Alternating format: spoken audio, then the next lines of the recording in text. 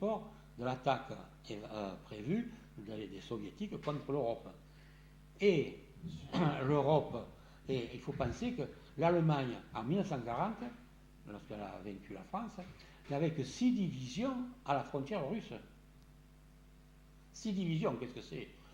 Il passait, il faisait ça, et il soufflait, il y avait plus de divisions. Bon.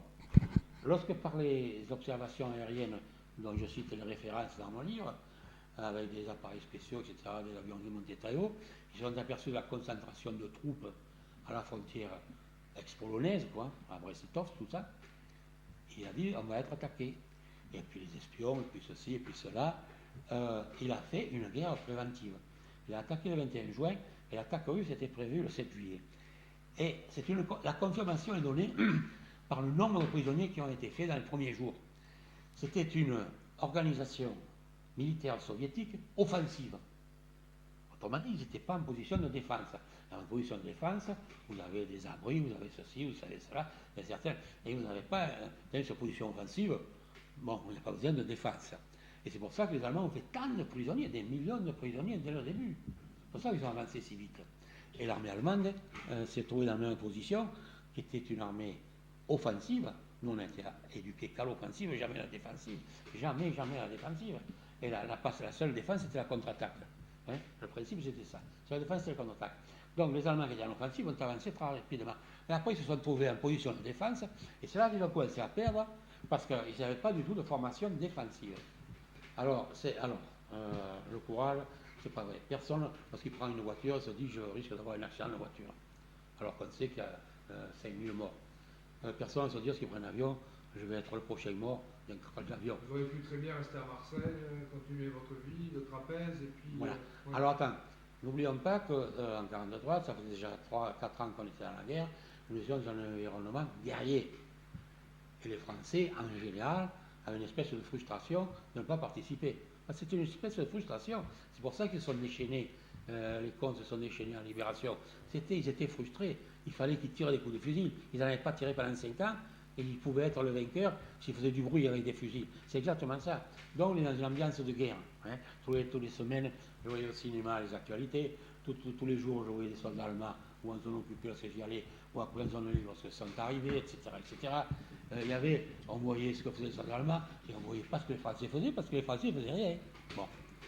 Indépendamment de ça, il y avait eu d'abord, je l'ai oublié, juste après l'armistice franco-allemande, l'assassinat de Marcel Kébir par la flotte anglaise contre la flotte française, où ils ont tiré, c'était l'assassinat, 1500 marins tués. Le lendemain, pendant que les marins français ramassaient les morts, cherchaient les morts, les avions sont venus mitrailler les marins qui ramassaient les morts. C'était vraiment, si Pétain ce jour-là avait dit on déclare la guerre à l'Angleterre, mais toute la France partait. Toute la France partait, c'était nous qui débarquions en Angleterre, pas les Allemands, je vous assure. Après, il y a eu Dakar. Ensuite, avec la tête de Gaulle. Ça s'est pas fait, finalement, pourquoi Pétain n'a pas déclaré? Ah ben ça. C'est un mystère aujourd'hui. Moi, je crois que c'était un mystère. C'est difficile. Attention, c'est difficile de prendre une décision comme ça. L'impulsion, spontanément, impulsivement, vous dites, mais vous êtes un Pékin, lambda, la France c'est lambda, mais le chef de l'État, il y a d'autres considérations. Il faut dire que la France, déjà à ce moment-là, était partiellement désarmée. Voilà, on avait 100 000. Oui, mais on aurait été ramené vite, je t'assure que si. On avait dit. Mais il aurait fallu que l'occupant allemand, du moins sur la partie. Mais il nous aurait aidé de suite si on avait déclaré la guerre à l'Angleterre. Ça c'est évident. C'est évident. Et puis, si au moment où il avait fait ça, ça aurait été l'enthousiasme qui faisait la guerre. C'était pas les fusils, c'était l'enthousiasme. Ça aurait parti à la nage des types. Parce que c'était terrible. C'était du concret, finalement. C'était du concret. C'était vraiment. Et surtout qu'on n'aimait pas les Anglais. On n'a jamais aimé les Anglais. Et avant l'armistice, moi j'ai vu à Marseille les troupes anglaises et les troupes hindoues qui, avant de se débiner, jetaient tout leur matériel lourd, tanks, canons, camions et tout, dans le port de Marseille. Je trouvais que c'était dégueulasse. L'armistice n'était pas signé. Je dis, si ça n'aille, qu'ils s'en vont, mais qu'ils nous laissent au moins le matériel. Dans ma tête de 14 ans, je me dis, pourquoi ils ne laissent pas le matériel? Nous, on allait sur les ports, les voies, ils étaient tout dans le port. Enfin, c'était nos alliés. Alors, si les hommes veulent partir, ok, laisse-nous au moins le matériel, nous, on n'en a pas beaucoup. Qu'ils laissent aux collègues, au moins. Hein. Et non, dans le port, ils l'ont jeté. Alors, les tanks, les autochenillettes, les canons, les camions et tout. Ça, j'ai vu de mes yeux. Bon. Ensuite, il y a eu Dakar. Bon, ça n'a pas réussi heureusement.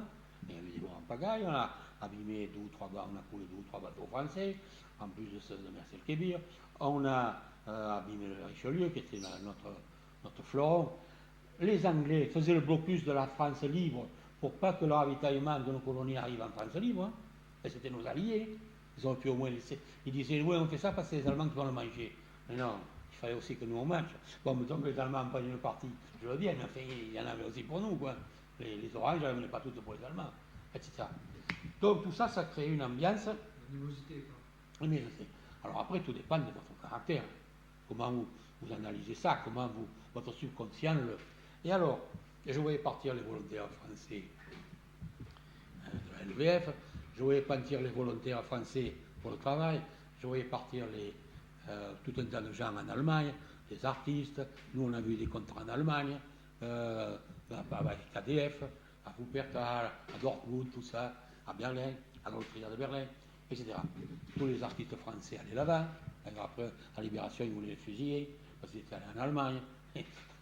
Ça faisait partie vraiment de l'Europe, quoi. Les types se mélangeaient. C'était une bonne chose, plutôt que de faire encore des guerres civiles. Alors, donc, tous ces événements s'enchaînent. Et lorsque je prends mes décisions, l'Allemagne n'est pas en position de force, puisqu'elle est en train, elle a reculé en Afrique, elle a pratiquement perdu l'Afrique corse, elle a perdu Stalingrad, elle recule sur tous les fronts, sauf le front ouest. Hein. Bon, elle recule difficilement, mais elle recule quand même. Donc, elle n'est pas en période de victoire comme il y a 2 ans avant. Alors moi, qu'est-ce que c'est qui m'a déclenché? Je vous ai dit que je préparais la marine, et mon seul espoir, c'était, après une trapèze ou pendant la trapèze, d'aller dans une école de la marine, ou à l'école d'hydrographie de Marseille, ou à l'école navale à Toulon, qui avait été transférée à Toulon. Arrive le coup de Darlan, j'appelle ça le coup de Darlan. La zone libre est occupée le 11 novembre. Nous, on travaillait justement avec Charles Trenet à l'Odéon de Marseille. À ce jour-là, on a fermé tous les théâtres pour laisser rentrer les soldats allemands. Il n'y a pas d'incident. Et Charles Trenet, d'ailleurs, il a mangé chez nous à table le 11 novembre. Le 12 novembre, c'était encore fermé.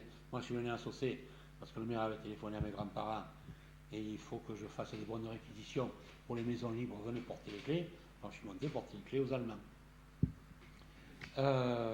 Bon. Mais on avait conservé, toujours pareil, dans le cadre des communes. Parce que ce n'étaient pas des troupes d'occupation, c'était des troupes d'opération. Elles venaient au départ, elles étaient prévues sur la côte contre un débarquement éventuel en soutien de l'armée française d'armistice, qui devait, elle, théoriquement, d'après les conditions d'armistice, défendre son territoire. Bon. Naturellement, l'armée française n'a pas bougé. Il y a eu que l'épisode comique de la Tassini à Montpellier, que je vais vous conter.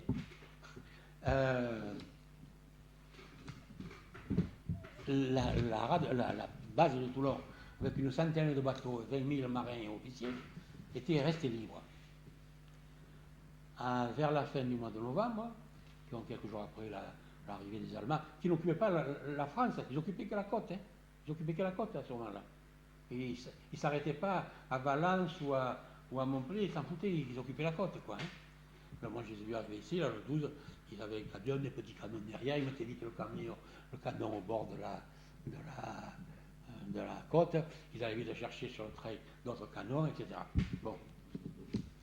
Darlan part en Algérie, donc il était libre, hein, part en Algérie voir son fils malade, et d'Algérie, il envoie un télégramme à la flotte française, qui était intercepté par les Allemands, évidemment, il fallait être con pour pas y penser.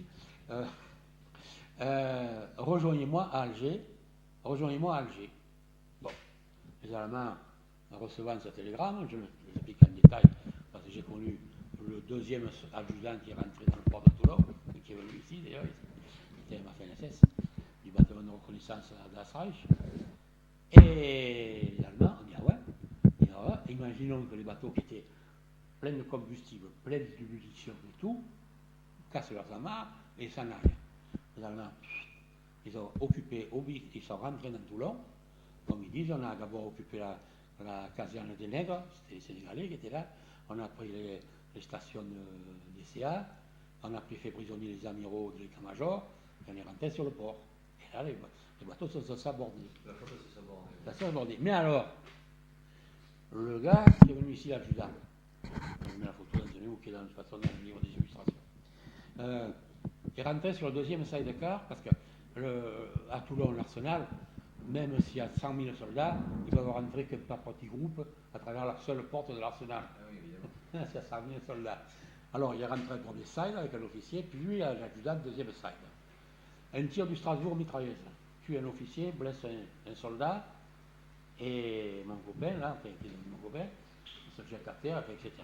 Et le feu s'arrête de suite. Le feu de cette mitrailleuse du Strasbourg s'arrête de suite. Les bateaux explosent, les soldats allemands rentrent, mais comme ils n'avaient pas envoyé des marins, les marins étaient en route, mais n'étaient pas encore là, ils n'ont pas su quoi faire, les pauvres biffets.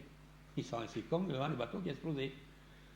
Et puis les marins sont descendus tranquillement avec leur paquetage, les officiers avec leur paquetage, personne ne leur a rien dit, ils n'ont pas été faits prisonniers. Les Allemands et les Français ont alors installé des tables avec des chaises et des tampons et tout. Et au fur et à mesure qu'ils passaient, tu te démobilises, va prendre le train, tu te démobilises. La plus grande surprise des Allemands, ça a été de voir cet enthousiasme de 20 000 marins français qui auraient pu détruire tous les Allemands qui se trouvaient à Toulon, en rien de temps, auraient pu fuir, auraient pu au moins combattre, être contents d'aller à la maison et d'abandonner leur bateau.